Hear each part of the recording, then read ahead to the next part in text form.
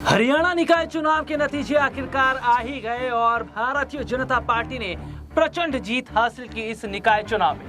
लेकिन ऐसे में एक सवाल ये खड़ा हो रहा है कि जो जीत हासिल की है भारतीय जनता पार्टी ने, क्या ये बताता है कि अनिल विज का दबदबा अभी भी बरकरार है? क्योंकि अंबाला में भी जी हां, भारतीय जनता पार्टी ने प्रचंड जीत हासिल की है और हरियाणा में काफी समय से भारतीय जनता पार्टी के अंदर सीएम कुर्सी को लेकर सीएम नायब सिंह सैनी और अनिल विज के बीच लड़ाई देखने को मिल रही थी। लेकिन अब ऐसे में माना जा रहा है कि जिस तरीके से अनिल विज का जो प्रभाव है वे अभी भी है और अनिल विज के अंबाला कैंट की अगर बात करें, वहां पर बीजेपी के उम्मीदवारों का जीतना और सीधे सीधे तौर पर यह भी देखा जा रहा है कि भले ही अनिल विज के जो उनके करीबी उम्मीदवार थे उनका टिकट काटा, लेकिन फिर भी वे बीजेपी के लिए प्रचार प्रसार करते नजर आए। तो क्या अनिल विज यहाँ पर अब परफेक्ट बैठ रहे हैं सीएम कुर्सी के लिए? क्योंकि वे सीएम कुर्सी को लेकर पहले भी सवाल खड़ा करते नजर आए। पूरा आज इस मुद्दे पर आज हम बात करेंगे और इस मुद्दे पर हमारे साथ बातचीत करने के लिए हमारे खास सहयोगी अब्बास भाई इस वक्त हमारे साथ मौजूद है। अब्बास भाई, बहुत बहुत स्वागत है इस प्रोग्राम में आपका। अब्बास भाई, हरियाणा का जो निकाय चुनाव का नतीजा है ये बताता है कि अनिल विज और नायब सिंह सैनी के बीच जो लड़ाई चल रही थी, लेकिन जिस तरीके से अनिल विज ने फिर भी बीजेपी के उम्मीदवारों के लिए जमकर प्रचार प्रसार किया, भले ही उनके करीबियों का टिकट काट दिया गया, भले ही उनके करीबियों को बाहर का रास्ता दिखाया गया, उसके बावजूद हम ये देखते हैं कि जो उनके जो समर्थक थे उन्हें बड़ी जगह जो है वे दी भी जाने वाली है। और ऐसे में माना जा रहा है कि सीएम कुर्सी को लेकर पहले भी अनिल विज कह रहे थे कि मुझे सीएम कुर्सी चाहिए और नायब सिंह सैनी पर जिस तरीके से तमाम सवाल खड़ा करते रहे, तो ऐसे में क्या बीजेपी के अंदर अनिल विज का राजनीतिक कद बढ़ता नजर आएगा?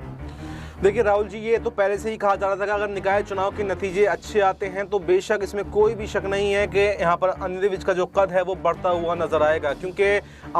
अगर अंबाला कैंट की बात करें तो अंबाला कैंट में जो टिकट पहले बांटे गए थे, यानी कहा गया था सांठगांठ के तरीके से वो टिकट बांटे गए थे, उसको रातों रात बदल कर अनिल विज के समर्थकों को जब उन्होंने बगावत दिखाई थी तो अनिल विज के समर्थकों को वो टिकट बांट दिए गए और अब वो समर्थक जीत रहे हैं। तो ऐसे में अनिल विज ने कहा था कि मुझे 32 घोड़े मिलने वाले हैं, तो वो इन्हीं 32 पार्षदों को लेकर के बात की गई थी। और अगर यहाँ पे अंबाला में जैसे अभी वो रुझान आ रहे हैं, अगर ये नतीजों में तब्दील होते हैं तो इससे बिल्कुल ये कहा जा सकता है कि यहाँ पर अंबाला में जो जीत हासिल हुई है वो अनिल विज की वजह से जीत हासिल हुई है और अनिल विज को इसका इनाम भी मिल सकता है। यानी हरियाणा निकाय चुनाव में कांग्रेस का सुपड़ा साफ, गुरुग्राम, फरीदाबाद, पानीपत में बीजेपी की बड़ी जीत। हरियाणा निकाय चुनाव में कांग्रेस का सुपड़ा साफ होने के बाद में जी हां, कांग्रेस पार्टी में हलचल मच गई है। जी हां, दरअसल अपने दर्शकों को बता दें कि हरियाणा में कांग्रेस पार्टी को बड़ी उम्मीद थी कि निकाय चुनाव में उन्हें जीत मिलेगी। निकाय चुनाव से पहले वे जीत को लेकर बड़े बड़े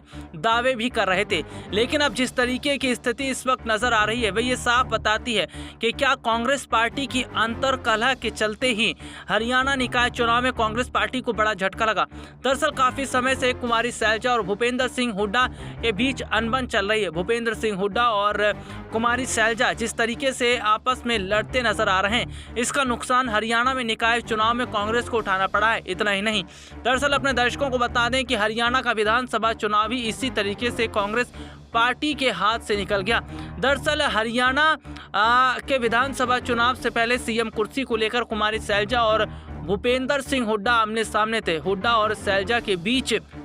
जिस तरीके की लड़ाई चल रही थी उसका नुकसान हरियाणा विधानसभा चुनाव में कांग्रेस को उठाना पड़ा। अब जो हालात इस वक्त बने वे ये साफ तौर पर बता रहे हैं कि क्या एक बार फिर वाकई कांग्रेस पार्टी के अंतर्कलह के चलते उन्हें बड़ा नुकसान हुआ है। हरियाणा निकाय चुनाव में कांग्रेस पार्टी को लगे बड़े झटके के बाद माना जा रहा है कि पार्टी में कई बड़े फेरबदल किए जा सकते हैं। इतना ही नहीं, कईयों को पार्टी से बाहर का रास्ता भी दिखाया जा सकता है। ऐसे में नेता प्रतिपक्ष बनने को लेकर कुमारी सैलजा और भूपेंद्र सिंह हुड्डा सामने है, इस पर भी बड़ा फैसला लिया जा सकता है। यानी कि मौजूदा समय की जो स्थिति इस वक्त दिखाई दे रही है, जो हालात इस वक्त हैं, वे साफ तौर पर बता रहे हैं कि क्या पार्टी की तरफ से जो बड़ा फैसला लिया जाएगा उसमें क्या कुमारी शैलजा या भूपेंद्र सिंह हुड्डा को तो लेकर नहीं बड़ा फैसला होगा? क्या ऐसा तो नहीं कि उनमें से किसी एक को पार्टी से बाहर का रास्ता दिखाया जाए? क्योंकि हरियाणा में कांग्रेस पार्टी की इस हार के बाद में पार्टी आलाकमान काफ़ी ज़्यादा नाराज़ बताए जा रहे हैं, जिसके बाद में माना जा रहा है कि पार्टी में एक बड़ा बदलाव किया जा सकता है। ये डिप्टी सीएम का पद यहाँ पर मिल सकता है और वो दावेदार तो सीएम पद पर ठोक रहे हैं। यानी जब वो पहले विधानसभा चुनाव हुए थे तब भी वो सीएम पद की रेस में थे, लेकिन नायब सिंह सैनी को यहाँ पर मुख्यमंत्री बनाया गया था, जिसकी वजह से ही पार्टी के अंदर अंतर्कलह मची थी। तो ऐसे में ये देखना काफी दिलचस्प है कि क्या सीएम पद उनको मिल सकता है, क्या नायब सिंह सैनी की छुट्टी हो सकती है, या फिर नायब सिंह सैनी को भी बरकरार सीएम कुर्सी पर रखते हुए, क्योंकि डिप्टी सीएम का पद जो है वो अभी खाली है, तो ऐसे में उस पर कोई दावेदार भी नहीं है और सबसे बड़ा दावेदार अगर कोई है तो वो अनिल विज है। तो ऐसा भी हो सकता है कि बीजेपी का आलाकमान यहाँ पर बड़ा फैसला लेकर यहाँ पर डिप्टी सीएम की कुर्सी जो है वो अनिल विज को सौंप दे। बस भाई, मेरा अगला सवाल ये है कि जिस तरीके से देखा जा रहा है काफी समय से अनिल विज पार्टी में अपने राजनीतिक कद को बढ़ाने के लिए जोर देते नजर आ रहे थे और यहाँ तक कि वे विधायकों का भी जो है संख्या बल दिखाते नजर आए। तो जो इस वक्त इसकी स्थिति इस वक्त की बनी है कि जिस तरीके से अनिल विज ने पार्टी के लिए जिस तरीके से काम किया है और जिस तरीके से ये देखा भी जा रहा है कि नायब सिंह सैनी जिन्हें मुख्यमंत्री तो बनाया गया है, लेकिन अभी तक हरियाणा में उतना कोई विकास नहीं हुआ, उतना कोई काम नहीं हुआ है। तो ऐसे में देखा जा रहा है कि जो अनिल विज मांग कर रहे थे, जो डिमांड रख रहे थे, जो शर्तें वे रख रहे थे, क्या कहीं ना कहीं वे शर्तें उनकी मान ली जाएगी? क्योंकि बीजेपी के भी तेवर अब उनके प्रति बहुत नरम दिखते नजर आ रहे हैं, क्योंकि जब पार्टी के द्वारा कारण बताओ नोटिस जारी किया गया उसके बाद से देखा जा रहा है कि बीजेपी ने फिर कुछ अनिल विज को लेकर बयानबाजी नहीं दी है।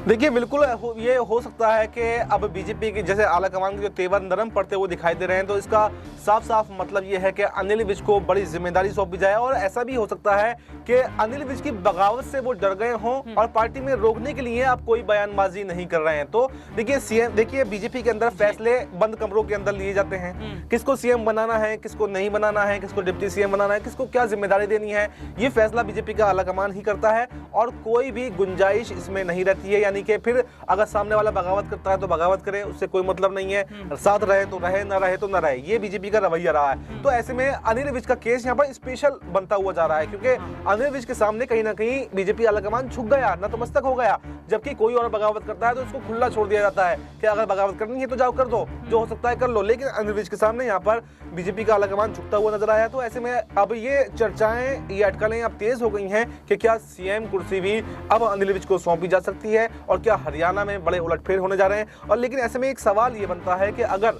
मान लीजिए सीएम अनिल विज को बना दिया जाता है, तो फिर अगर नायब सिंह सैनी को सीएम कुर्सी से वापस ली जाती है तो कहीं वो बगावत ना कर जाए। तो इसलिए सारे जो तरीके हैं, उस सारे मैनेजमेंट हैं, उसको देखकर ही यहाँ पर कोई फैसला लिया जाएगा। अगर अनिल विज को सीएम कुर्सी सौंपी जाती है तो फिर कोई नायब सिंह सैनी को भी बड़ी जिम्मेदारी सौंपी जाएगी, क्योंकि जब अनिल विज से मतलब नायब सिंह सैनी से पहले मनोहर लाल खट्टर यहाँ पर मुख्यमंत्री हुआ करते थे तो उनको केंद्रीय मंत्री यानी केंद्र में बड़ी जिम्मेदारी दी, उसके बाद ही उनसे मुख्यमंत्री का इस्तीफा दिलवाया और नायब सिंह सैनी को यहाँ पर जिम्मेदारी सौंपी। तो बिल्कुल ये भी देखना होगा कि अगर नायब सिंह सैनी से कुर्सी ली जाती है और अनिल विज को सौंपी जाती है तो नायब सिंह सैनी को कौन सी बड़ी जिम्मेदारी मिलेगी। तो ये वाकई बहुत बड़ी बात है कि क्या नायब सिंह सैनी को जो है सीएम पद से हटाया जा सकता है, अनिल विज को उनकी जिम्मेदारी दी जा सकती है, और क्या वाकई इतने बड़े फेरबदल अगर किए जाएंगे हरियाणा में भारतीय जनता पार्टी के अंदर, तो क्या जो विज की बगावत है वाकई अब कहीं ना कहीं वे ठंडी पड़ती नजर आएगी, क्योंकि विज लगातार सीएम नायब सिंह सैनी के खिलाफ हमलावर थे और लगातार वे सीएम नायब सिंह सैनी को घेरते नजर आ रहे थे। और जो तस्वीरें दिखाई दी हैं इस वक्त हरियाणा में जो निकाय चुनाव में भारतीय जनता पार्टी ने बड़ी जीत हासिल की है, क्या वाकई ये बताता है कि अनिल विज का अब राजनीतिक कद बीजेपी में बढ़ने वाला है? इस मुद्दे पर आपकी क्या राय है, कमेंट करके जरूर बताएं। फिलहाल आज के इस प्रोग्राम में इतना ही, आपसे फिर दोबारा मुलाकात होगी, तब तक के लिए इजाजत दीजिए, नमस्कार।